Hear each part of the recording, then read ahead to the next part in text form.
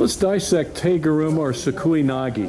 I know it's banned by the IGF because you're grabbing below the hip area, the legs area, but it's a good technique anyway. It's part of judo. It's certainly seen in sambo.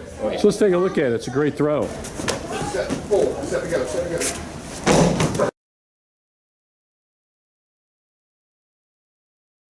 So what it is we're going to do this as a counter throw in this particular case. So Eric, you're going to be coming in with, say, a Te Guruma, something around the neck, and Derek is going to be stopping the throw, and he just kind of stops it, and he kind of hip checks or he uses a block. But look, with the left hand scoops through the middle, and he grabs right there at the upper thigh. Now look at it, the right hand is still holding on the lapel.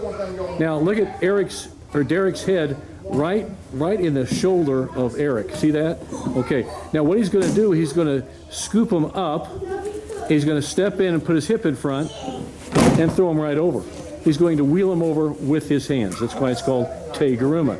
And you're scooping him up and throwing him. That's why it's also called Sukui Nage. Yeah. Can you do a couple here for us?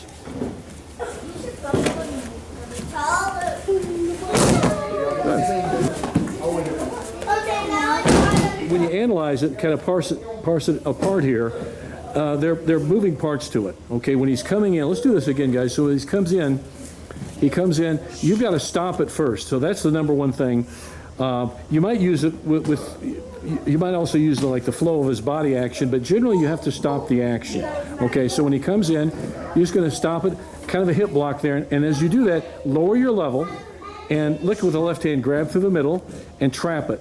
The right hand is controlling the lapel as you see, and Derek's head is right on Eric's right shoulder. And he's going to use that to lift Eric up, step in front, and throw him over his hip, actually wheel him over with his hands on his legs. Okay? So he's kind of setting on your hip when you lift him up. You're in the crouch. I like to think of him like a bag of groceries.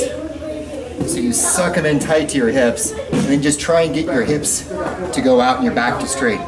So if you focus on that part, your hips bump him up enough to pull him onto the hip as you step. And then he's kind of resting on your hip. Your other foot comes forward, and you just wheel him over your hip. Show us that.